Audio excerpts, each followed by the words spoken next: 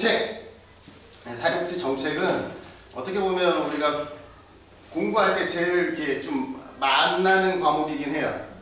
약간 우리가 들었던 얘기 또 필요한 얘기들 이런 위주로 또 하고 약간 행정과 법의 사이에서 좀 다양한 얘기들을 좀 다루고 있기 때문에 그래서 사회복지 약간 기본 같은 약간 그런 과목이지 않을까 싶긴 해요. 그래서 사회복지 정책의 개념이다. 사회복지 정책은 가치 지향적이에요. 가치 지향적 또는 가치 판단적이다 라고 얘기를 해요. 우리가 조사론에서 특징이 뭐였죠? 가치 중립적이었어요. 사회복지 조사론은 가치가 개입되면 안 돼. 내가 연구를 할 때 내 어떤 기본적인 사적 감정이 개입되면 안 되거든요. 근데 사회복지 정책은 왜 가치 지향적이냐 그러면 사회복지 정책이라는 것은 하나의 정책으로 우리나라의 모든 복지를 해결할 수가 없어요. 그러면 내가 어떤 정책을 만들 때 어떤 것에 기반해서 어떤 문제를 해결하겠다는 타겟을 자꾸 만들어요. 그러다 보니까 가치가 개입되는 거예요. 가치 개입이라는 것은 보편적으로 할 것이냐 선별적으로 갈 것이냐 대상을 누구로 할 것이냐 이런 것들 재원은 뭘로 할 것이냐 이것이 전부 다 가치의 개입이다 라고 볼 수가 있죠. 그래서 가치 지향적이고 사회복지 정책은 사람의 욕구를 직접적, 개별적, 비시장적으로 해결한다는 거죠. 시장이라는 것은 돈을 주고받는 이게 거래가 성사됐을 때만 받는 거라 그러면 이건 비시장적 형태로 해결할 수 있다라는 거죠. 사회복지 정책은 사람의 욕구를 주로 일방적 이전의 형태로 해결한다라는 거죠. 뭐 사회복지 정책이 주고받는 것이 아니라 받지만 어떠한 형태로 받느냐의 문제인 거죠. 그래서 일방적이다라고 얘기를 하고 있고 사람의 욕구를 공식적 기구나 제도를 통해서 해결한다라는 거죠. 그 다음에 비영리적인 부분에서 해결할 수가 있고 소비적인 욕구를 해결한다라고 볼 수가 있습니다. 더불어서 자본주의 경제체계에서 자원 배분은 시장에서 1차적으로 이루어지고 사회복지 정책은 자원을 시장 외부에서 2차적으로 재분배한다. 이것도 가끔 시험에 나오는데 사회복지 정책은 무슨 거다? 2차 분배에 해당한다. 2차 분배. 그러니까 1차 분배는 뭐냐면 여러분들의 능력에 따라서 일할 거잖아요. 네. 일해서 월급 받고 있잖아요. 그게 뭐냐면 1차 분배예요. 그렇게 해서 여러분들이 받는 1차 분배에서 부족한 것들을 어떻게 해요? 정책이라든지 이런 걸 통해서 여러분들이 받고 있는데 이거를 뭐라 그러냐면 2차 분배라 그래요. 그래서 우리 사회복지 정책은 2차 분배다라는 것이 중간중간에 이제 보기로 나와서 여러분들을 혼란스럽게 하는데 그래서 우리는 뭐다? 사회복지 정책은 1차 분배에서 부족한 부분을 채워주는 2차 분배의 성격이 있다. 이렇게 기억해 주시면 되겠습니다. 그래서 자본주의 경제 체계에서 시장은 능력에 따라 자원을 배분하지만 사회복지 정책은 자원을 욕구에 따라 배분한다라는 것이죠. 자본주의에서는 뭐예요? 많이 기여하면 많이 받고 이런 거지만 우리 사회복지 정책은 단순히 이러한 능력에 따라 자원을 배분하는 것도 물론 있을 수 있지만 그것이 아니라 문제와 욕구의 수준에 따라서 배분을 받게 된다고 볼 수가 있죠. 자, 사회보장 기본법상의 사회보장의 정의입니다. 오셨다. 아니 책을 받으면 아무도 안 나와서요. 자, 그래서 사회보장 기본법상의 사회보장의 정의하면 출산, 양육, 실업 이 출산, 양육, 실업, 노령, 장려 이건 전부 다 어디에 있냐면 사실은 뒤에 보면은 우리가 사회보험, 공공구조, 사회서비스 있잖아요. 그 안에 있는 것들이 위에다 올라온 거예요. 출산이라는 것은 사회보험에 고용보험에 보면 출산, 휴가라든지 육아휴직 있잖아요. 그런 것들이 여기 위에 출산으로 올라온 거예요. 실업이라는 것은 사회보험에 고용보험이 있잖아요. 그죠? 고용보험에 보면 실업급여 안에 구직급여가 있으니까 이렇게 올라온다라고 보시면 돼요. 노령 같은 경우는 다양한 법이 다 있고 뭐 국민연금에 완전 노령연금이라든지 이런 것들이 있어서 위에 올라온 것이다. 이게 질병, 건강보험, 이거 빈곤이나 사망 이것도 어디에 해당돼요? 공공구조에도 있잖아요. 그죠? 그리고 다양한 사회서비스에 포함된 그래서 그렇게 올라온 것으로 위험으로부터 모든 국민을 보호하고 국민의 삶의 질 향상하는 데 필요한 소득 공공구조와 같은 소득 그리고 서비스, 사회 서비스를 보장하는 사회보험, 공공구조, 사회 서비스를 말한다. 자녀적 개념과 제도적 개념, 이 윌렌스키아 로고는 다른 책은 약간 뒤에서 나오는데 교재는 편집하면서 약간 앞쪽으로 한 번 하고 뒤에 또 나와요. 자, 자녀적 개념과 제도적 개념은 우리가 쉽게 생각하려고 그러면 보편주의와 선별주의를 생각하시면 돼요. 윌렌스키아 로고의 자녀적 개념과 제도적 개념은 자녀는 자녀잖아. 이건 선별적인 선별주의. 그리고 제도는 어떤 거냐면 우리가 어떤 제도가 시행되면 전 국민을 대상으로 하잖아요. 그래서 제도적 보편주의적 관점을 취하고 있다라고 보시면 돼요. 그런 관점에서 이제 해석하시면 크게 어렵지 않습니다. 자, 자녀적 개념 볼까요? 자녀적은 선별적이라고 그랬죠. 사회복지는 사람의 욕구가 가족이나 시장에서 충족하지 못할 때, 자, 그러면 1차적으로는 선별적, 자녀적 개념에서 1차적으로는 누구를 통해서 해결해야 돼? 가족이나 시장. 그러니까 이웃이나 가족이나 시장, 여기에서 1차적으로 충족해야 되는 게 원칙이에요.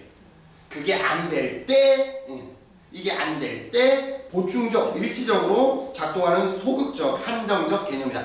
지속적 아니라 소극적, 한정적으로 하는 것이 뭐다? 자녀적이다라는 거예요. 그래서 자녀적 복지 대상은 사회적 약자나 보호가 필요한 사람으로 제한한다. 이걸 다른 말로 하면 우리가 선별적이라고 얘기할 수 있잖아요. 그죠? 그래서 작은 정부를 옹호한다.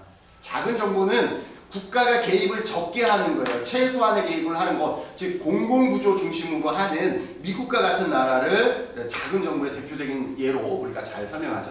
그래서 자유라는 단어가, 정책에서 자유라는 단어가 나오면 미국을 생각하시고, 미국하면 공공구조, 이런 식으로 생각하시면 우리가 답을 찾을 때 좀 용이하다. 반면에 제도적 개념이라는 것은 현대 산업사에서 사회복지는 정상적인 제1선을 다루는데 가장 중요한 역할의 제도로서 독자적으로 작동할 수 있다는 거예요. 제1선, 사회 문제를 다루는데 가장 중요한 역할로서 그냥 그 독자적으로 작동할 수 있다는 거예요. 누군가가 어떤 결핍이 있고 부족이 있어서 그거를 메꿔주는 것이 아니라 이 사회복지 제도 자체가 뭐예요? 가장 1선에서 제1의 선으로서 작용할 수가 있다는 거예요. 우선적으로 할 수 있다. 그래서 이걸 제도적 개념이라고 하고, 제도적 복지는 모든 대상을 한다라고 해서 보편주의적 접근을 취한다. 복지는, 자, 제도적으로 모든 사람에게 이 제도가 들어가면 낙인 효과 있다 없다? 없다. 그리고 사전적 예방적 접근을 강조하게 된다는 거예요. 자, 우리나라에서 가장 보편적인 어떤 사회보장 제도를 얘기하면 대표적인 게 아동수당이거든요. 아동수당. 처음에 아동수당이 2018년에 만들어졌을 때는 상위 10%를 제외했어요. 그래서 공공구조를 시작했어. 그런데 2019년에 어떻게 바뀌었죠? 모든 아동으로 바뀌었어요. 왜 바뀌었을까요? 운영효율성 때문인 거예요. 10%를 걸러내는 행정비용이 더 많은 거야. 그냥 그 10%한테 그냥 돈을 주는 게 훨씬 나은 거예요. 왜냐하면 10%를 걸려면 전국의 모든 아이의 소득을 다 신청할 때마다 다 조사를 하고 상위 10%를 제외해야 돼. 아이가 얼마나 된다고, 그리고 또 아동수당이 얼마나 된다고, 그거를 하는데 필요한 인력이 엄청나는 거예요. 모든 시군 읍면동에서 다 해야 되잖아요. 그러니 인구학적 조건만 되면 그냥 지불하는 게 훨씬 더 운영효율성이 높은 거예요. 그래서 그 이듬해 어떻게 되냐면 모든 아동으로 바꿔서, 이거 우리나라의 대표의 뭐예요? 사회수당제도예요. 사회수당제도. 가장 보편적인 제도. 인구학적 조건만 되면 지불하는. 우리나라에 기초연금 있죠. 기초연금도 궁극적으로 가고 싶은 건 뭐냐면 그냥 연령만 되면은 모든 어르신에게 다 지급하는 사회수당으로 앞으로 갈 거야. 근데 지금은 그런 예산이나 이런 게 부족하기 때문에 상위 30%를 제외한 하위 70% 어르신에게만 주고 있기 때문에 기초연금을 우리 공부할 때는 공공구조에서 우리가 공부를 하게 되는 것이죠. 자, 사회복지의 사회적 분화예요. 자, 윌렌스피아 루보의 이분 모형이라고 그냥 기억하세요. 윌렌스피아 루보는 이분 모형이야. 제도적 모형과 자녀적 모형으로 두 개로 나눴기 때문에 윌렌스키아 루보의 이분 모형인데, 이 티트머스는 윌렌스키아 루보의 이분 모형에다가 하나를 더 추가했어요. 그래서 산업 성취 모형이라는 하나를 추가해서 티트머스는 뭐예요? 산업 성취 모형 또는 3분 모형 티트머스, 이렇게 얘기할 수가 있죠. 그래서 여기에서는 자세히 안 나오고 뒤에서 자세히 나오는데, 티트머스는 자녀적 개념과 제도적 개념은 그대로 가는데 그 안에 뭐가 포함되냐면 산업성취 모형이라는 게 포함이 된다라는 거죠. 이 산업성취 모형은 뭐냐면 사회복지 제도의 중요한 역할이 사회복지 그 자체에 있는 것이기보다는 경제체계의 종속물로 기능하는 데 둔다라는 거예요. 그러니까 사회보험 자체의 목적보다는 뭐가 조금 더 많냐면 경제성장을 도모하기 위한 역할이 많은 거예요. 그래서 사회보험을 자녀적과 제도적으로 보면 사회보험이 어디에 들어갔을까요? 제도적 모형이 들어가겠죠. 좀 보편적이니까. 그런데 이 티트머스의 3분 모형으로 오면 어디에 들어가냐면 산업성취 모형으로 들어와요. 제도적에 들어가는 것이 아니라 사회보험이. 그래서 산업성취 모형으로 사회보험이 들어오고, 사회보험은 어떤 역할을 한다라는 거예요? 경제성장의 도구로서 활용되어지는 거예요. 그래서 티트머스의 3분 모형은 이렇게 경제 성장을 중요한 역할, 사회복지 제도가 경제 성장을 약간 견인하는 중요한 역할로서 기능하는 그런 모형이 산업성취 모형이다 라고 얘기를 하고 있습니다. 그래서 여기에서 복지는 사회복지, 재정복지, 직업복지로 분화돼요. 왜? 여기서는 경제가 되게 중요하잖아요. 그래서 이런 직업복지, 그래서 사회복지는 정부 지출에 따라 사회복지 정책에 해당하는 거죠. 사회보험, 공공구조, 사회수당이 이런 데 해당되고, 재정복지는 우리 각종 세제 혜택이에요. 세제 혜택들 보죠. 어떤 데 세제 혜택 보죠? 연말정산에 소득공제 하잖아요. 그죠? 이거는 그거 또 우리가 받아야 되는데, 세금을 받아야 되는데 미리 감면해 주는 것들이 있죠. 네, 이런 것들이 재정복지라고 보시면 돼요. 여러분들이 인적공제 받잖아. 그죠? 그 다음에 뭐 다자녀는 뭐 어떤 공제 있죠? 예를 들어서 전기료 감면이라고 그러면 다자녀가 있으면 전기료를 낸 다음에 다자녀에 대한 혜택을 별도로 받아야 맞아요. 그런데 그러려면 이중의 행정비용이 들어가요. 네. 걷고 줘야 되니까. 그러니까 아예 받기 전에 어떻게 해요? 그거를 감면해서 받는 거죠. 이러한 것들이 재정복지에 해당된다는 거예요. 각종 세제 혜택이잖아요. 그 다음에 직업복지는 뭐냐면, 직업복지는 이번에도 시험에 나왔는데, 직업복지는 임금을 제외한 복리후생이에요. 임금은 직업복지 아니에요. 아니죠. 여러분들이 일한 대가잖아요. 그럼 복지가 아니야. 그래서 임금을 제외한 부가급여를 이제 직업복지라고 얘기를 한다. 그래서 그런 기본적인 개념 안고 가시고 뒤에 한 번 더 설명을 할게요. 사회복지 정책의 기능입니다. 사회복지 정책은 최저생활을 보장하죠. 공공구조나 이런 데 보면 최저생활을 보장하고 사회통합의 기능이 있죠. 사회통합의 기능이 있고, 개인의 잠재능력 향상이라든지 소득 재분배의 기능들이 있다. 그리고 여러분들이 잘 안 들었던 경제의 자동 안정화 장치의 기능이 있다라는 거예요. 사회복지 정책은 어떤 거냐면, 여러분들은 어떠죠? 사회복지, 여러분들 경기가 화랑이 막 활성화됐어. 그럼 어떻게 되죠? 우리가 엄청난 세금들을 납부하죠. 우리가 급여도 많이 받으니까 사회보험료도 많이 납부하죠. 화랑일 때는 이렇게 해서 세금이나 보험을 많이 해서 시장의 통화량을 줄여요. 그런데 경기가 불황일 때는 어떻게 되죠? 급여가 줄으니까. 급여가 줄으니까 이제 어떻게 해요? 많이 못 내요. 이제 구직급여도 지출하고 또 감면 혜택도 주고 이렇게 하면서 어떻게 해요? 통화량을 늘려나가는 거죠. 그래서 어떤 기능이 있다? 경제의 자동 안정화 기능이 있다라고 얘기를 합니다. 그래서 사회복지 정책은 경제의 자동 안정화 기능이 있다라고 보시면 되겠습니다. 자, 두 번째, 소득 재분배 유형입니다. 소득 재분배 유형은 수직적 재분배와 크게 수평적 재분배, 그리고 세대 간 재분배와 세대 내 재분배 정도는 여러분들이 기억할 수 있어야 되겠습니다. 자, 수직적 재분배는 고소득자에서 저소득자로 이전되는 것을 수직적 재분배라고 얘기를 합니다. 그래서 고소득층의 소득을 저소득에게 이전하는 것이고, 공공구조가 대표적인 거죠. 네. 공공구조 어떻게 하는 거죠? 걷어서 누구한테? 세금으로 이루어지죠. 세금의 특징이 어때요? 세금은 많이 번 사람이 많이 내도록 돼 있잖아요. 네. 그래서 많이 번 사람은 많이 내고, 결국 이 세금이 누구한테로 들어간다? 소득이 없는 저소득자에게 들어가기 때문에 수직적 재분배의 대표적인 예가 될 수 있다는 것이고요. 자, 수평적 재분배는 소득에 상관없이 저위험 집단의 소득을 누구에게? 고위험 집단에게 주는 거예요. 건강보험 볼까요? 아픈 사람이 아프지 않은 사람에게로, 아니 반대죠. 아프지 않은 사람이 아픈 사람에게로 뭐예요? 내가 낸 보험료가 들어가죠. 네. 나는 병원에 한 번도 안 갔어. 내가 매달 10만 원씩 내는데, 그러면 나는 120만 원 1년에 그냥 날리는 거예요. 그러나 누군가는 아파서 병원에 간 누군가는 그 돈으로 뭐예요? 보험의 혜택을 보고 있는 거죠. 건강보험의 혜택을 보는 거예요. 고용보험 납입하고 있죠. 고용보험은 어떻게 돼요? 이직을 하지 않은 사람의 고용보험이 누구에게로 가요? 이직한자. 이직은 떠날 이라 그랬어요. 옮길 리가 아니라 직장을 떠난 사람에게로 넘어간다라는 거예요. 이처럼 소득의 높고 낮음이 아니라 저위험 집단, 다양한 저위험 집단의 소득을 고위험, 위험도가 높은 사람에게로 이전되는 것이 수평적 재분배다라고 얘기를 합니다. 그래서 사회보험이나 아동수당이 여기에 해당할 수 있다라고 보시면 되고, 그 다음에 세대 간 재분배와 장기적 재분배, 세대 내 재분배, 이러한 개념들을 여러분들이 좀 기억하셔야 되겠는데, 자, 세대 간 재분배는 우리가 공적연금에는 부가 방식과 적립 방식이 있어요. 그래서 부가 방식과 적립 방식을 우리가 기억해 두면 좋은데, 부가 방식이라는 것은 어떤 거냐면 말 그대로 그의 부가에서 그의 쓰는 거예요. 우리나라 대표적인 게 뭐냐면 건강보험이, 우리나라 건강보험은 부가 방식이에요. 원래 필요한 것을 예산을 계산했더니 얼마가 필요해? 그거를 보험료율로 변환해서 우리한테 걷고 있어요. 매해마다. 매년 오르는 이유가 그거. 네.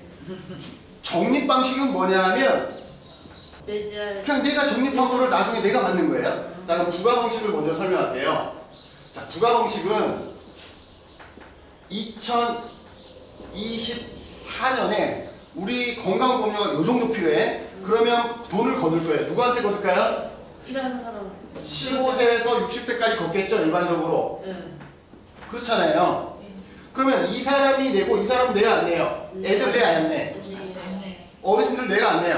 안 내요. 그러면 이 돈이 누구에게 넘어가요? 그 해에 이렇게 사용되어지겠죠. 그러면 어떤 효과가 있어요? 세대 간 재분배 효과가 있어요.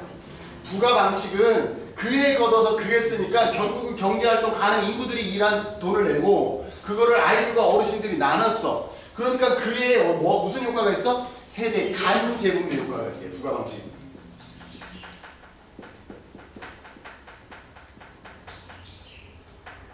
네.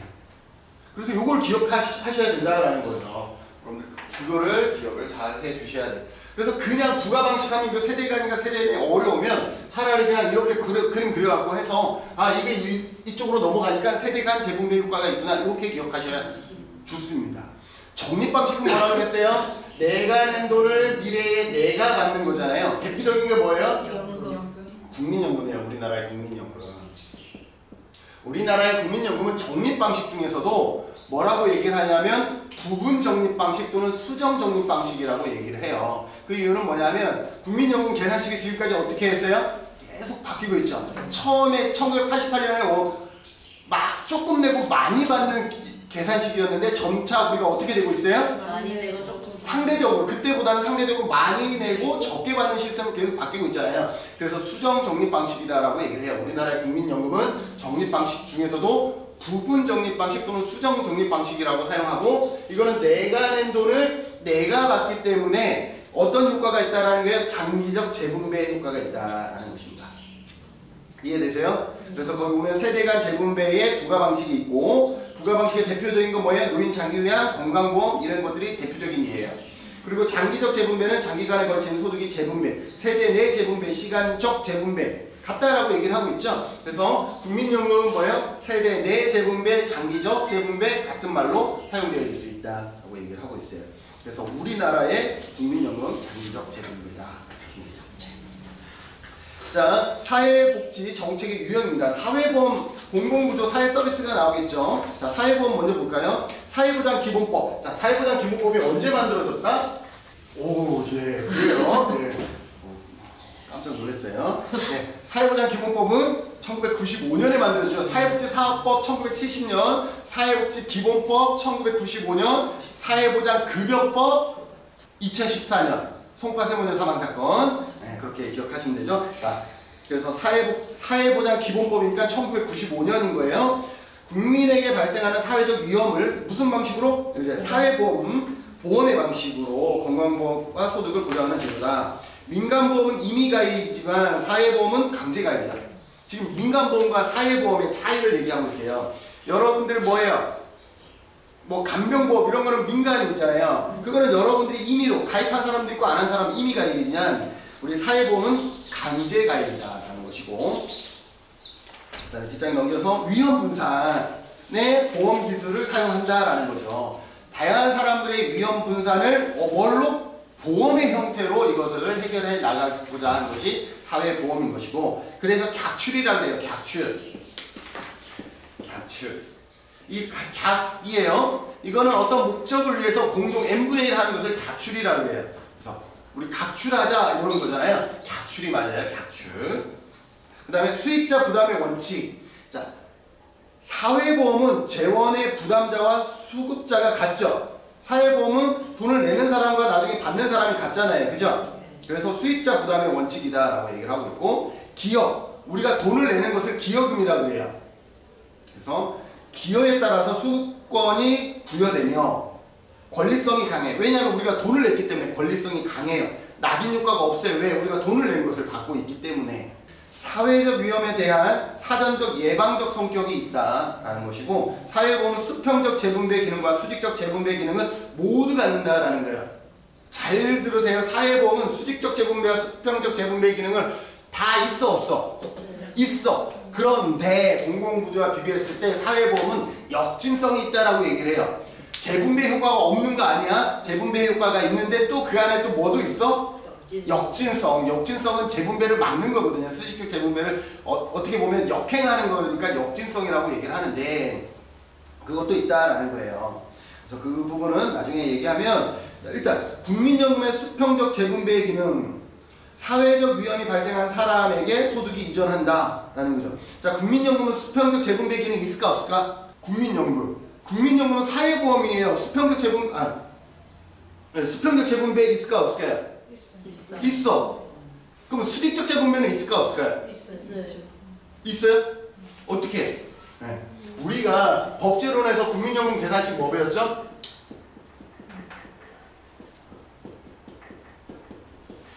이거 배웠잖아요. 여기서 A가 뭐라고 했어요? 국민연금 가입자 전체의 3년치 평균이라고 그랬잖아요. 네. 예를 들어서 500이라고 칩시다. 500만 원. B는 뭐죠? 내가 낸 돈. 그죠? 자, 그러면 이거는 비례예요. 내가 많이 내면 그만큼 계산식에 들어왔으니까 내가 많이 받는 거예요. 그런데 내가 낸 돈이 200만 원이야. 그런데 200만 원에 계산되는 게 아니라 여기다가 500을 더해서 계산되죠? 이거는 어떤 사람이에요? 나보다 고소득자죠. 이 고소득자에 있기 때문에 나는 500의 가치를 플러스해서 나는 받는 거예요. 그러니까 나는 뭐예요? 더 유리한 거야. 그런데 1000만 원을 받는 사람 어떻게 되죠? 자기가 1000만 원을 냈는데 계산식에 자기보다 낮은 걸로 계산이 되어져요. 그럼 이 사람은 이득이에요, 손해예요? 손해. 결국은 고소득자에서 이것 때 A값 때문에 뭐예요? 저소득자가 좀 더 유리하게 편성이 되어진다. 그래서 얘 때문에 뭐가 있어? 수직적 재분배 효과가 있다라는 거예요. 수직적 재분배 효과가 있다라고 보시면 되겠습니다. 자, 사회보험 급여는 법적 권리이다. 권리성이 있어요. 법적 권리고, 보험료율은 사회보험 종류별로 다르며 개인이 선택할 수가 없죠. 우리가 민간보험은 어때요? 아, 나 이번에 난 여유가 되니까 100만 원 가입할게. 그죠? 이렇게 할 수 있어요. 그런데 사회보험은 더 많이 내는 것도 안 되고 적게 내는 것도 안 되는 거예요. 가입자의 보험료가 주된 재원이며, 사회보험은 공공구조보다 재정 예측이 용이하다라는 것이에요. 그래서 근로자가 얼마인지, 이 사람들의 인건비가 얼마인지 이런 것들을 우리가 판단할 수가 있는 것이죠. 민간보험은 보험료 및 급여 산정은 개별적 형평성. 자, 민간보험은 개별적 형평성이에요. 그죠? 낸 만큼 받는 거예요. 아까처럼 100만 원 낸 사람은 100만 원의 가치를 받고 10만 원 낸 사람은 10만 원의 가치. 그러니까 개별적 형평성. 가입 금액 자체가 개별적 형평성인 거죠. 따르지만 사회보험은 개별적 형평성과 사회적 적절성을 모두 고려한다는 거예요. 그냥 개별적 형평성에만 주면 이건 사회보험의 효과가 없는 거죠. 그래서 사회보험은 거기에다가 뭐를 감안하냐면 사회적 적절성. 사회적 적절성이란 일정 수준 이상의 생활할 만큼의 그 급여를 얘기를 하는 거예요. 그래서 사회적 적절성. 자, 그러면 여기에서 사회적 적절성은 어떻게 보면 이 A 값이에요. 내가 낸 거지만 이 값은 내가 낸 건 바뀌어요, 안 바뀌어요? 안 바뀌어요. 그런데 이 값은 어떻게 될까요? 바뀌어요. 해마다 바뀌어요. 최근 3년치니까. 네. 그래서 20년 전에 3년치는 20년 전에 평균 월급이 뭐 다 200만 원이었어. 근데 지금 평균 월급이 뭐 400만 원이야. 그러면 A 값은 400으로 바뀌는 거예요. 그럼 뭐가 되는 거냐? 물가 상승이나 이런 게 다 여기에다 반영되어지고 있다라고 보시면 돼요. 그리고 내가 낸 돈도요, 내가 낸 돈으로 계산하지 않고요, 내가 낸 돈의 현재의 화폐 가치로 환산해서 계산을 합니다. 그래서 그때 200만 원 냈다고 지금도 200만 원으로 계산하는 건 절대 아니고 지금 뭐 400만 원, 500만 원으로 계산이 되어진다. 그래서 사회적 적절성을 모두 고려한다라고 얘기를 하고 있어요. 자, 5대 사회보험은 여러분들 다 아시는 거고, 특수직역연금은 뭐예요? 특정 직업을 우리가 특수직업이라 그러잖아요. 그래서 특정 직업이란 뭐 공무원이나 군인이나 사립학교, 교직원 연금이나 이러한 부분들을 얘기를 한다라고 보시면 돼요. 이것도 국가가 운영함으로 사회보험에 해당하는 거예요. 자, 공공구조. 공공구조는 일단 가장 중요한 특징이 뭐예요? 자산조사를 통해서 이루어진다. 그래서 자산조사에 따라 결정된 수급자에게 조세를 재원으로 하여 급여를 지급함으로써, 그래서 조세, 세금이죠. 세금을 재원으로 해서 지급함으로써 최저 생활 수준 이상의 삶을 보장하는 제도이다. 자, 사회적 적절성은 어느 게 더 좋아요? 사회적 적절성은 사회보험이 높아요? 공공구조가 높아요? 공공구조는 최소한이고 사회보험은 그래도 이 정도잖아요. 그러니까 사회적 적절성의 수준은 사회보험이 높은 거죠. 그러나 공공구조도 뭘 해요? 사회적 적절성에 따르는 거죠. 이거보다 낮게는 아닌 거야. 최저생활보다 낮은 삶을 살게끔 급여를 책정하지 않는다는 거죠. 그래서 사회보험보다는 권리성이 약해. 공공구조는 왜 권리성이 약해요? 내가 낸 게 아니기 때문에. 그리고 낙인 효과가 큽니다. 왜 낙인 효과가 커요? 돈으로 주면 상관이 없는데 증서라든지 그죠? 쌀 이런 걸로 주면 낙인 효과가 있겠죠? 옛날엔 정금이었는데 요즘은 나락 및 예. 수급 자격을 충족시키기 위하여 근로동기 및 저축동기의 약화가 나타날 수 있다라는 거죠. 요거를 좀 다른 말로 하면 뭐예요? 빈곤함정이라고 얘기를 할 수 있죠. 빈곤함정. 실업함정은 뭐예요? 실업함정. 실업함정은 구직급여를 받으려고 취업을 노력하지 않는 거. 나 9개월 동안 받을 수 있으니까 9개월은 쉬고 할 거야. 이건 실업함정인 거죠. 저 빈곤함정은 뭐예요? 내가 생계급여를 받을 수 있으니까. 주어가 달라지는 거죠. 생계급여를 받을 수 있으니까 내 그냥 일을 하지 않고 그냥 이대로 그냥 죽을 때까지 살래. 이거는 뭐예요? 빈곤함정인 거죠. 빈곤함정. 그래서 근로동기, 저축동기가 약화될 수 있다. 공공구조는 사회보험보다 상대적으로 투입 재원 대비 수직적 소득 재분배 효과가 크다라는 거죠. 그죠? 수직적 재분배는 공공구조가 커요. 수평적 재분배는 사회보험이 훨씬 더 수평적 재분배 효과가 크고요. 대상을 선별하여 한정된 자원을 집중하고 대상 효율성, 목표 효율성 중간중간 자주 나오는 거예요. 대상 효율성, 목표 효율성은 누가 높다? 공공구조. 그러니까 뭐에 비해서 뭐가 높은 거예요? 사회보험에 비해서 대상 효율성이나 목표 효율성은 공공구조가 높다라는 거예요. 왜냐하면 딱 그 대상에 필요한 대상에게만 주니까 대상 효율성이 높고 대상 효율성이 있고 목표 효율성 반드시 기억해 두시고 비용 효과성도 커요. 그죠? 네. 네. 필요한 사람에게 주니까 똑같은 돈이라도 비용 효과성. 그래서 요 단어 자주 나오기 때문에 대상 효율성, 목표 효율성, 비용 효과성이 높은 것은 공공구조. 자산조사에 따른 복잡한 행정 절차로 인해 제도 운영 비용이 크므로 운영 효율성이 낮다. 운영 효율성은 얘가 낮다라는 거예요. 이게 왜 운영 효율성이 낮냐면 공공구조는 뭘 해야 되기 때문에 선별 조사를 해야 자산 조사를 해야 되기 때문에 운영 효율성. 아까 아동수당 왜 다 준다고 했어요? 운영 효율성 때문에 그랬잖아요. 그래서 공공구조는 운영 효율성이 낮다라는 게 낮다. 아까 대상 효율성은 높지만 운영 효율성은 낮다. 목표 효율성은 높지만 운영 효율성은 낮다라는 걸 반드시 기억해 주시고요. 사회수당은 아까 뭐라 그랬어요? 인구학적 조건만 되면 주는 거예요. 그래서 누구나 일정한 인구학적 요건, 대표적으로 연령만 갖추면 급여를 지급하는 사회보장 제도이다. 보편주의 성격이 가장 강하죠. 그래서 사회통합에 기여하고 낙인 효과가 없어요. 자산조사가 없고 기여해야 안 해요? 안 해요. 그래서 크게 보면 우리가 기여 유무에 따라서 그 다음에 자산조사 유무에 따라서 자 우리가 기여를 했는데 받을 때 자산조사에서 받는 게 있어요? 없어요? 그런 거 없어. 내가 냈는데 자산조사를 그런 거 안 내지. 굳이 낼 필요 없잖아요. 내가 기여를 했는데 받을 때 자산조사하지 않고 받는 거 있어요? 뭐예요? 사회보험이에요. 사회보험은 그래서 기여예요. 기여. 내가 돈 냈잖아요. 사회보험료 냈잖아요. 근데 받을 때 자산조사 해야 안 해요? 안 하잖아요. 다 그냥 건강보험 받잖아요.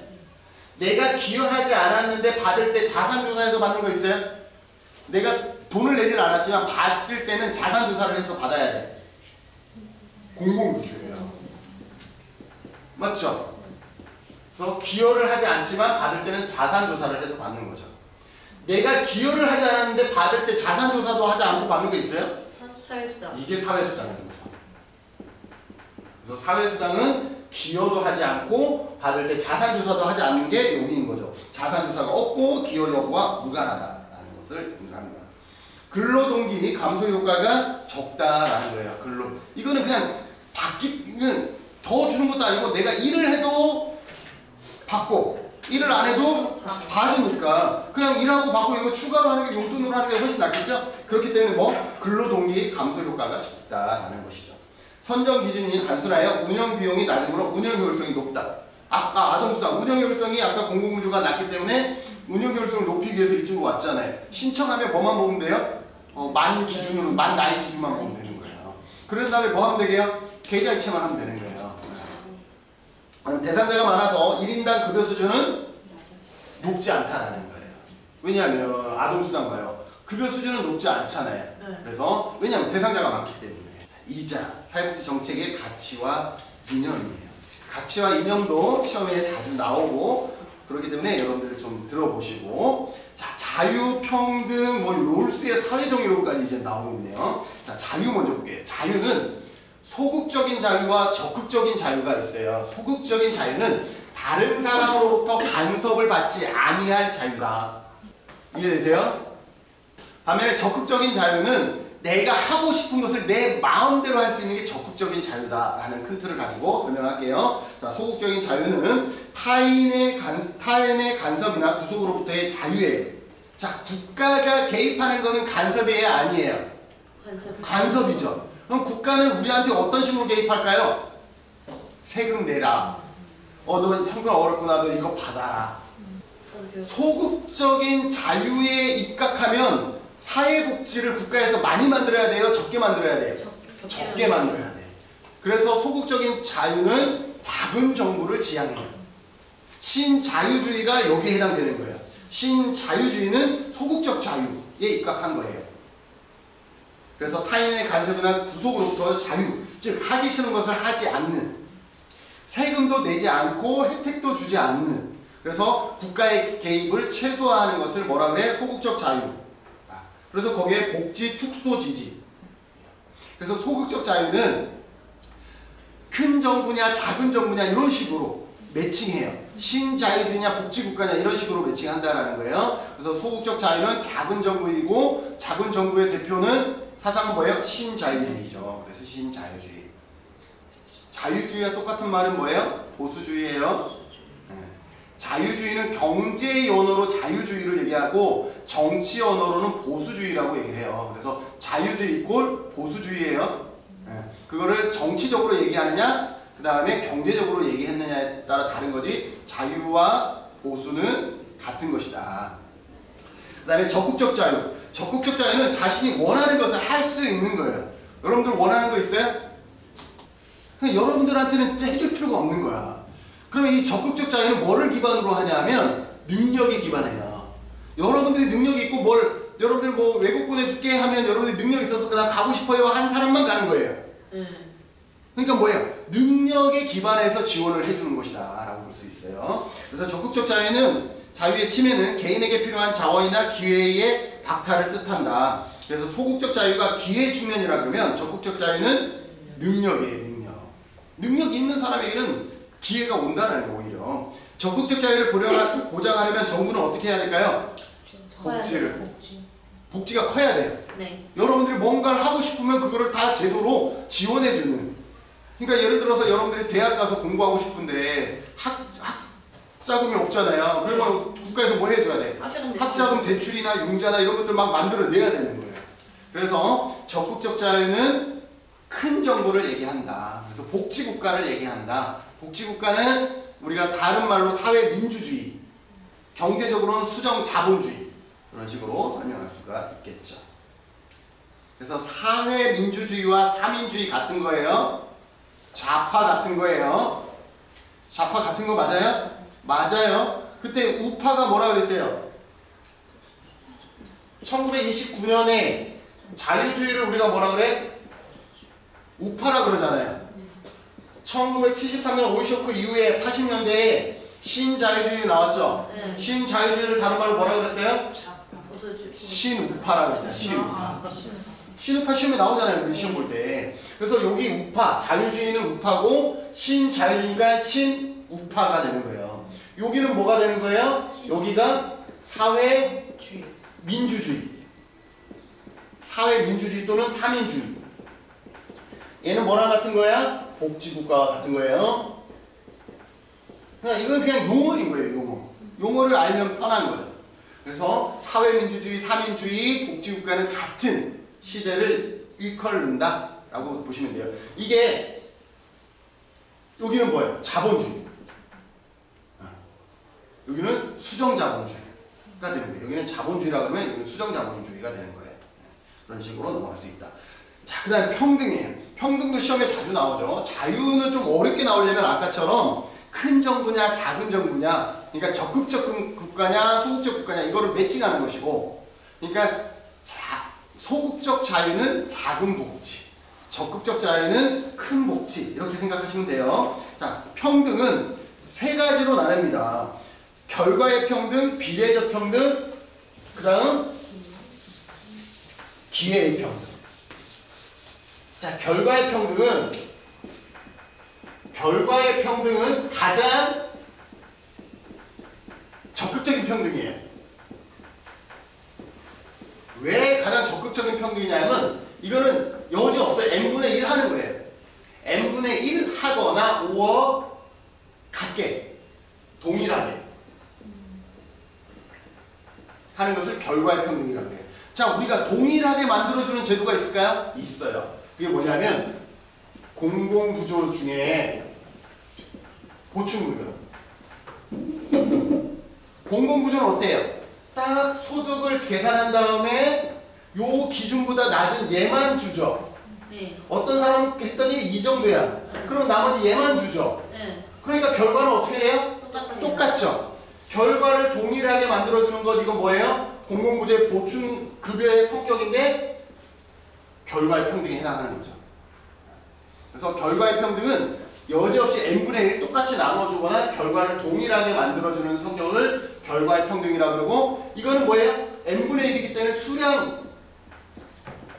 수량적 평등이라고도 얘기를 해요. 수량적 평등. 그래서 결과의 평등, 수량적 평등, 산술적 평등, 가장 적극적 평등. 전부 다 같은 말로 여러분들이 기억해 주시면 돼요. 그래서 결과의 평등을 지향하는 정책은 강력한 소득 재분배를 실시합니다.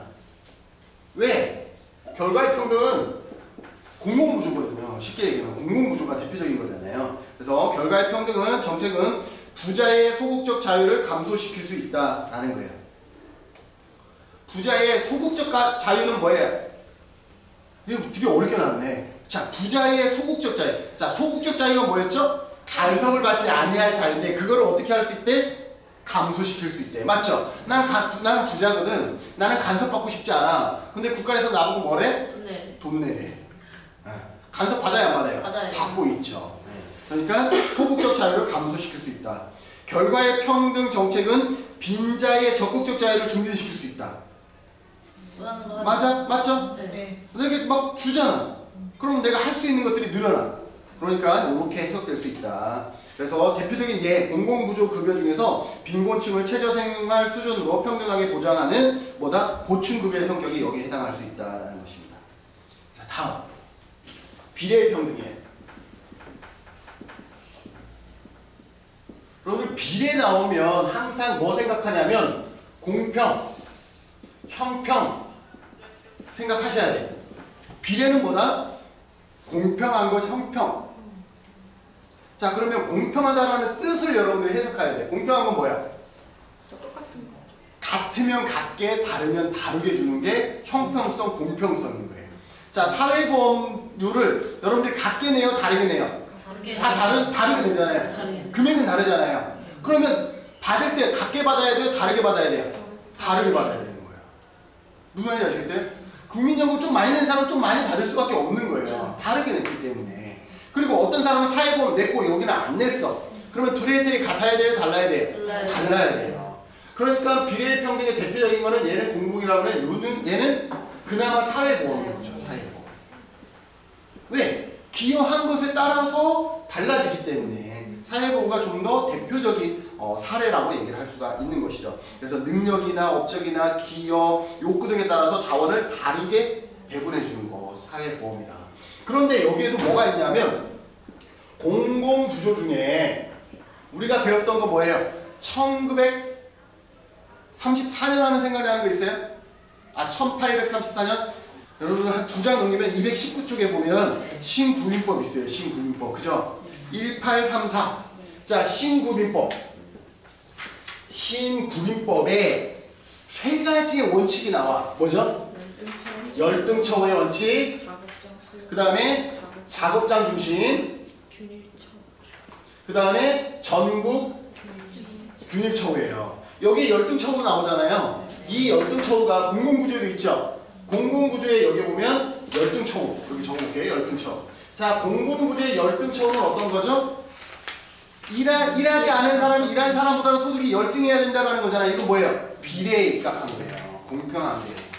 그래서 똑같은 여러분 공공구조 나오면 무조건 이거 아니에요. 공공구조 중에서 보충성은 결과의 평등을 설명하지만 공공구조에서 열등처우의 원칙은 비례의 평등에 기반한 것이다라는 것을 쪼개서 기억하셔야 돼요. 그러니까 공공구조가 어떤 사람은 여기도 있고 여기도 있으니까 이거 책 오타 아니야? 막 이런 사람들도 있고 그 질문들을 다양하게 봤는데 그 안에 얘가 다른 거예요. 열등처우의 원칙은 뭐다? 일하는 사람이 일하지 않은 사람보다는 더 상황이 좋아야 되는 것이고 반대로 일하지 않은 사람은 일하는 사람보다 더 열등해야 되는 것이기 때문에 공평, 형평에 입각하는 것이다 라고 얘기할 수 있죠. 그 다음에 이건 뭐예요? 기회평등이에요. 기회평등은 어떤 거냐면 기회는 갖게 해줘야 된다라는 거예요. 그러면 결과는 달라도 된다 안 된다? 된다라는 거예요. 기회를 갖게 해주면 결과는 달라도 된다라는 거예요. 그런데 우리가 가난한 가정에서 태어난 아이들은 어떻게 되냐면 기회 자체가 없어요. 이미 스타트 자체가 너무 차이 나니까 이게 쫓아갈 수가 없는 거예요. 그러니까 이거는 맞겠다라는 거예요. 그래서 대표적인 게 1960년대 미국에서 운동했던 뭐예요? 헤드 스타트 운동인 거죠. 그건 우리나라가 드림 스타트로 갖고 왔잖아요. 그래서 기회 평등하면 가장 소극적이에요. 왜 가장 소극적이에요? 결과는 신경 안 쓰잖아요. 얘는 결과가 동일한데 그래서 가장 적극적인데 얘는 결과는 신경 안 쓰잖아요. 그래서 가장 소극적인 평등이 하면 얘다 라고 보시면 돼요. 그래서 결과를 얻는 과정에 기회만을 똑같이 주고 기회가 평등하다면 결과의 불평등은 상관없는 입장으로 가장 소극적인 평등의 개념이다. 여성 고용 할당제, 장애인 고용, 의무 고용, 그 다음에 드림 스타트 이런 것들이 뭐다? 대표적인 예다 라고 보시면 돼요. 그래서 이 기회평등에서는 이러한 단어들이 나온다. 그 다음에 롤스의 사회 정의론.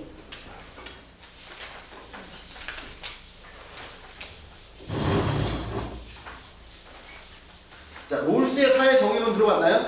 자, 롤스는 절차가 공정하면 결과도 공정하다라고 보고 절차적 정의를 강조한다라는 거예요. 롤스는 절차가 공정하면 결과는 따지고 보면 불평등해도 된다라는 입장인데 결과가 공정하면 절차가 공정하면 결과도 공정하다라고 보고 그래서 절차를 강조한다라는 거예요. 자, 그러면 공정한 절차를 보장하기 위해서 장치로서 뭐를 보냐면 원초적 입장 개념을 제시한다는 거예요. 원초, 가장 처음의 입장을 제시하는 거예요. 자, 그래서 원초적 입장에 처한 사람은 무지의 배일지에 있어서 자신의 지위, 자산, 능력, 자신의 특수한 사실들을 알 수 있어 없어? 없어. 이건 무슨 말이냐면 여러분들이 태어날 때 여러분들의 부모님을 만날 거라고 생각하고 태어난 사람 없죠. 내가 태어날 때는 나는 무지의 베일에 쌓여서 누구 밑에 태어날지 아무도 모른다는 거예요. 그래서 어떤 사람은 땡 잡아서 이재용 회장의 자녀로 태어나고 어떤 사람은 가장 열악한 가정의 자녀로 태어나는 거예요. 누가 어디에 태어날지 우리는 안다 모른다? 모른다. 그게 무지의 베일인 거예요. 무지의 베일. 그러면 그 무지의 베일에 있는 사람들은 공정한 거야 안 한 거예요? 어떤 사람은 억울해지겠죠. 어떤 사람은 땡 잡는 거고. 그러니 원초적 입장의 사람들은 자신에게 유리한 정의의 원칙을 도출할 수가 없어요. 개천에서 용나는 거는 옛날이지 지금은 불가능하다라는 거예요. 그래서 누구에게나 공정한 정의의 원칙을 도출할 수 있게 되는데 롤스의 원초적 입장에 있는 당사자들이 뭘 주장하냐면 롤스하면 아까 무지의 베일 나오면 롤스예요. 그 다음에 이 무지의 베일의 문제를 해결하기 위해서 제시한 것이 뭐냐면 최소 극대화의 원칙이에요. 최소 극대화의 원칙은 뭐냐면 너가 어디에 태어나든지 가장 열악한 환경의 부모가 지금 이 정도 수준에 있는데 가장 열악한 부모의 수준이 적어도 이 정도는 될 거라는 거야. 최소한의 위치를 끌어올린 거예요. 그래서 최소한의 그 위치를 끌어올렸어요. 여기까지 올렸어요. 네. 그러면 무지의 베일에 있는 그 어떤 사람도 태어나더라도 이 정도 수준에서는 시작하게 된다는 게 이게 최소 극대화의 원칙이다 라는 거예요. 무슨 말인지 아시겠어요? 그래서 최소 극대화의 원칙에 따라 정의의 원칙에 합의한 것으로 보았어요. 그러면 너 무지의 베일 어디에서 태어나든지 너 괜찮은 거지. 이제 이 정도면 괜찮은 거지. 최소 극대화의 원칙이라 최소 수혜자의 기대치를 극대화하는 분배 방식이다 라고 얘기를 하는 거예요. 그래서 롤스의 정의론에서 제1원칙과 제2원칙이 있는데 각자 1원칙은 각자의 모든 사람의 유사한 자유체계를 양립할 수 있는 평등한 기본적 자유에 가장 적합한 전체 체계에 대한 평등한 권리를 가져야 한다는 평등한 자유의 원칙이에요. 롤스의 사회 정의론이요. 평등주의에 가까울까요? 자유주의에 가까울까요? 자유주의예요. 시험 정답은 자유주의예요. 우리는 평등이라고 생각하잖아요. 이걸 끄집어 올리고 막 그게 아닌 거야. 그래서 제2 원칙을 보면 사회적 경제적 불평등은 다음 두 가지 즉 그것이 정의로운 저축 원칙과 양립하면 최소 수혜자에게 최대 이득이 되고 차등의 원칙 공정한 기회 균등 조건 아래 모든 사람에게 개방된 직책과 지위가 결부되게끔 편성해야 한다. 공정한 기회 균등의 원칙 이렇게 하고 있어요. 그래서 차등을 인정한다 안 한다? 인정한다. 네, 결과의 불평등을 인정한다라는 거예요. 그래서 얘는 평등주의에 입각한 것이 아니라 기본 자유주의에 입각한 것이다 라고 볼 수 있어요. 그래서 제1번 다 밑에 보면 타인의 자유를 침해하지 않는 선에서 사회는 개인의 최대한의 자유를 부여하도록 구조화했다는 거예요. 무슨 말인지 아시겠죠? 자유주의예요. 너가 다른 사람의 자유를 침해하지 않는 선에서는 너 자유로운 게 맞아. 자유주의에 입각한 것이다 라는 거예요. 이게 시험에 나왔었던 거예요. 제2의 원칙은 사회적 경제적 불평등이 정당화될 수 있는 조건을 제시한다는 거예요. 불평등 인정하겠다라는 거예요. 사회 경제적 불평등은 사회에서 가장 불우한 처지의 사람에게 최대 이익을 주면서 모두에게 공정한 기회균등이 보장될 때에는 허용하겠다라는 뭐를? 불평등을 허용하겠다라는 근본적인 내용, 속내가 있다고 보시면 되겠습니다. 그래서 롤스의 사회 정의론은 자유주의에 기반하고 있다고 보시면 되겠습니다. 자, 사회적 적절성. 아까 사회적 적절성은 뭐라 그랬죠? 급여 수준을 일정 생활할 만큼은 줘야 된다는 게 사회적 적절성. 그냥 급여 수준에 관한 얘기예요. 그래서 사회적 적절성이란 사회복지 정책이 일정한 수준의 신체적, 정신적 복리를 제공하고 하는 것 또는 인간다운 생활을 할 수 있는 수준의 급여를 제공하는 것을 얘기를 한다라고 얘기를 하고 있어요. 그래서 적절성은 일정 수준 이상의 급여 이런 내용을 기억하시면 되겠습니다. 그 다음에 사회적 적절성은 개인의 주관적으로 원하는 것보다는 누구에게나 공통적으로 필요한 욕구에 초점을 맞춘다라는 거예요. 개인적 적절성이면 개인의 욕구에 기반하겠지만 사회적 적절성은 모든 사람에게 적용 가능한 그러한 적절한 수준을 의미하는 것이죠. 그래서 누구에게나 공통적으로 필요한 것. 사회보험은 사회적 적절성과 개별적 형평성은 상충된다는 거죠. 이것도 시험에 나왔던 문제예요. 사회보험에서 사회적 적절성과 개별적 형평성, 보험 수의 원칙은 상충한다라는 거예요. 자, 개별적 형평성은 사회보험도 보험 수의 원칙이 있어요. 많이 낸 사람이 많이 내는 게 이게 보험 수리 원칙이에요. 그러니까 민간보험은 보험 수리 원칙에 딱 기반해요. 100%. 근데 사회보험은 그걸 완전하게 하는 건 아니잖아요. 그래서 사회보험에서는 사회적 적절성과 개별적 형평성의 원칙은 상충된다는 거예요. 자, 사회적 적절성을 맞춰주면 개별적 형평성이 지켜져요? 안 지켜져요? 안 지켜져요. 그러니까 얘 둘은 어떻게 되는 거예요? 공존하기보다는 상충되는 요인이 존재한다라고 보시면 돼요. 사회보험을 통해서 사회적 형평성만 맞춰주다 보면 그럼 많이 낸 사람과 적게 낸 사람의 개별적 형평성, 보험 수익 원칙은 무시가 되기 때문에 얘가 어떻게 되고 있다는 걸 일부 충돌하고 있다라는 얘기를 하고 있는 거죠. 자, 그 다음에 효율이에요. 효율, 목표 효율성과 운영 효율성. 아까 내가 중간중간 얘기했어요. 목표 효율성, 운영 효율성 얘기했잖아요. 아까 아동수당은 운영 효율성이 떨어져서 모든 아이에게 준다, 사회수당으로 바뀌었다라고 얘기를 했잖아요. 그래서 목표 효율성은 뭐예요? 딱 그 목표, 문제를 해결하기 위해서 적절했느냐인 거죠. 대표적으로 뭐와 뭐를 비교하냐면 현금과 현물을 비교해요. 자, 현금을 줬을 때 목표를 달성할 확률이 높을까요? 잘 생각해요. 현물을 줬을 때 목표를 달성할 확률이 높을까요? 밥을 못 드시는 분에게 돈을 갖다 줘야 밥을 드실까요? 쌀을 갖다 줘야 밥을 드실까요? 쌀인 거예요. 그래서 현금과 현물의 목표 효율성은 뭐가 높다라는 거예요? 현물이 높다라는 얘기를 하고 있는 거예요. 그러면 아까 목표 효율성에 공공부조와 사회보험을 들어볼까요? 공공부조와 사회보험 중에 목표 효율성은 어느 게 높을까요? 헷갈리면 안 돼? 둘만 딱 봐, 둘만. 공공부조가 그 가난함을 해결하는데 똑같은 돈을 줘도 해결하는 빠를까요? 사회보험이 그 목적이 빠를까요? 공공부조예요. 왜냐하면 딱 가난한 사람에게 주기 때문에. 그래서 현물이 목표 효율성이 높고 공공부조가 목표 효율성 높다. 아까 배웠잖아. 공공부조 할 때 우리가 배웠어요. 공공부조 옆에 관료에서 뭐라고 돼 있어요? 대상 효율성. 그죠? 네. 목표 효과성. 이런 얘기 나왔었잖아요. 사회적 효과성. 그래서 여기 보면 정책의 주된 목표가 되는 대상에게 자원이 얼마나 집중적으로 할당되는가. 그래서 선별주의는 대표적인 게 공공부조잖아요. 선별주의적인 정책이 보편주의 정책보다 목표 효율성이 높다. 뭐 여러분들이 그 공공부조가 높다라고 여러분들이 인지해야 돼요. 근데 우리 그거 바로 앞에서 얘기했잖아요. 그죠? 앞에 목표 효율성, 대상 효율성 나왔었어요. 공공부조 거기에 보면. 자, 그 다음에 현금과 현물 중에서 어느 게 목표 효율성이 높다? 현물. 쌀을 갖다 줘야 밥을 먹지 돈을 갖다 주면 술을 사드실 수 있다라는 거예요. 자, 그럼 운영 효율성 개념이 얘랑 반대라고 생각하시면 쉽긴 해요. 자, 운영 효율성은 뭐냐면 그것을 이루는 과정에서 들어가는 간접비를 얘기해요.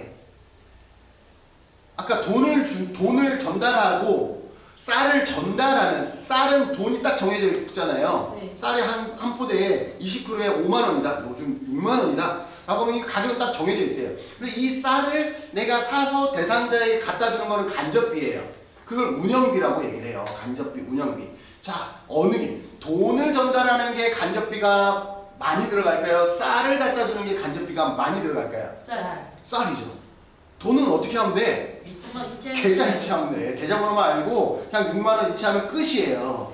근데 쌀을 사려면 어떻게 해요? 주문해야죠. 배달 와야죠. 갖다 줘야 돼요. 트럭 빌려서 갖다 줘야 돼요. 없으면 다시 갖고 와서 창고에 재워놔야 돼요. 그럼 어떻게 돼요? 엄청난 운영비가 들어가는 거예요. 그래서 운영 효율성은 현금과 현물 중에 어느 게 높아요? 현금이 운영 효율성이 훨씬 더 높다라는 거예요. 그래서 여기 보면 운영 효율성은 정책 집행에서 운영 비용을 얼마나 적게 들어가느냐. 선별주의적인 정책은 보편주의적 정책보다 운영 효율성이 낮다라는 거예요. 자, 공공부조가 운영 효율성이 낮대. 이해돼요? 되잖아. 아까 아동수당 처음에 공공부조로 줬는데 운영 효율성 낮아서 보편주의로 넘어갔잖아요. 그러니까 공공부조는 운영 효율성이 낮다. 근데 그렇게만 암기하시면 안 되고 뭐 때문에 낮아? 자산조사 때문에. 그 자산조사하는 인력이 만만치 않잖아요. 그래서 선별주의는 자산조사를 해야 되기 때문에 운영 효율성이 낮다. 이런 지문도 시험에 자주 나와요. 그 다음에 현물과 현금은 너무 쉽게 이제 이해됐어요. 자, 요거까지만 하고 이제 쉽시다. 자, 사회복지 정책이 2년이에요. 자, 이거는 누가 얘기했냐면 조지와 윌딩의 이데올로기예요. 다른 책에서는 조지와 윌딩이라는 그 학자 이름을 집어넣는데 여기는 안 집어넣네. 조지와 윌딩의 이데올로기 이론인데 조지와 윌딩은 처음에 4개의 모형으로 제시합니다. 4개. 그 4개가 뭐냐면 그 밑에 괄로 돼 있죠. 반집합주의, 소극적 집합주의, 페이비언 사회주의하고 4개라 그랬잖아요. 하나는 뭐냐면 마르크스주의가 마르크스주의예요. 그러니까 마르크스주의에 여러분들 우리 책은 하나로 했기 때문에 마르크스주의 밑에 마르크스주의 하나 더 적으시면 돼요. 그렇게 해서 이 괄로 친 4개가 뭐가 되냐면 처음에 조지와 일뱅의 이데올로기예요. 그러다가 나중에 뭐를 했어? 2개를 추가하면서 후기 이데올로기 모형은 6개로 바뀐 것이다 라고 보시면 돼요. 근데 시험은 어느 게 나오냐? 여러분 신우파가 안 나오고 반집합주의라는 단어가 나올 수 있는 거예요. 그래서 자, 반집합주의와 신우파는 같은 거야. 자, 신우파는 누구게? 신우파 누구예요? 아까 신자유주의 1980년대 이후에 신자유주의 그 신우파 우리가 했잖아요. 그죠? 신자유주의, 자유주의는 우파, 그래서 신우파. 그러니까 이 신우파는 어떤 성격이 있는 거예요? 작은 정보를 주장하는 거예요. 큰 틀. 그러면 얘 반집합주의도 그렇게 해석할 수 있어야 돼. 자, 반집합주의는 집합을 어떻게 하는 거예요? 반대하는 거야. 집합은 평등이에요. 평등을 반대하는 거야. 그럼 뭐가 되는 거예요? 자유가 되는 거예요. 자유. 그래서 신자유주의, 반집합주의는 같은 것이다 라는 것을 여러분들 기억해 주시면 돼요. 자, 설명은 너무 쉽죠. 자원 배분은 자유로운 시장에 신우파, 신자유주의니까 자유로운 시장에서 국가가 개입하면 돼요? 안 돼요? 안 돼. 그래서 국가의 개입 없이 이루어지는 것이 가장 효율적이고 개인 시장, 가족 경쟁의 가치를 선호하고 국가 개입 및 복지 지출 확대를 반대한다라는 거예요. 국가가 개입하면 뭐 근로 의욕도 약화되고 국가가 개입하면 여러 가지 문제가 있으니까 이걸 어떻게 하는 거예요? 신자유주의는 국가가 개입하지 않냐고 어떻게 한대요? 민영화, 다양화. 그죠? 네. 복지, 다원화, 민영화 이런 단어가 나오면 여기인 거죠. 그런데 여기에 시험에 한번 나왔었던 게 뭐냐면 중심적 가치가 있는데 이 신우파의 중심적 가치가 신기해요. 자유주의, 개인주의, 뭐 가족주의, 가족도 있잖아요. 그래서 가족주의, 또 하나가 뭐냐면 불평등이에요.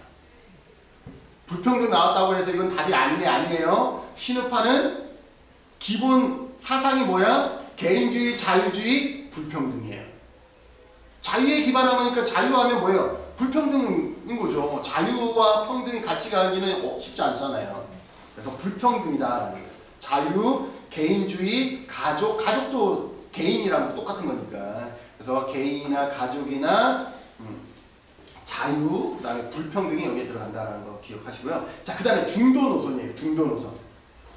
자, 중도 노선은 우리가 이미지 느낌을 알겠어. 그런데 초기에 소극적 집합주의. 이것도 아까 집합은 평등이라 그러면 소극적 집합주의는 그 평등의 소극적인 입장인 거지. 그러니까 이게 뭐예요? 완전히 복지국가가 아니라 소극적으로 인정해 주는 것을 뭐라 그래요? 중도 노선 소극적 집합주의라고 얘기합니다. 그래서 시장을 지지하지만 시장이라는 것은 자유를 얘기해요. 그러니까 신우파의 기본적인 사상인 자유를 지지하지만 시장 실패 개선을 위해서 자유롭게 하면 자유에서 문제가 발생할 수 있으니까 실용적인 국가 개입의 필요성을 인정한다라는 거예요. 실용적인 면에서만 뭐를 인정하겠다라는 거예요? 국가의 개입을 인정하겠다라는 거예요. 그래서 다른 말로 얘기하면 조건부 국가 개입을 인정하겠다라는 거예요. 조건부는 뭐예요? 실용적인 면에서만. 국가 개입은 그래서 최소한 해야 된다라는 얘기를 하고 있는 거죠. 그래서 복지국가는 사회 안정과 질서 유지에 필요해야 안 해요? 필요하잖아요. 그러니까 그 정도 선에서만 제한적으로 국가의 개입을 인정하겠다라는 거예요. 이해되세요?